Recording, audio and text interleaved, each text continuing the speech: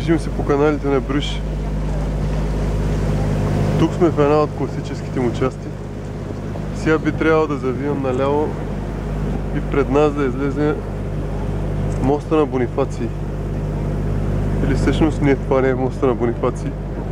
Това е едно от местата, където тръгват лодките. Въпросният мост е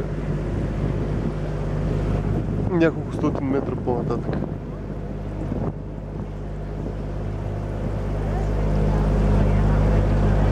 Now in front of us we have an astry of the tower of the Church of Our Lady. This tower has a height of 122 Пред нас се meters изправя една от най-известните църкви на Бруж.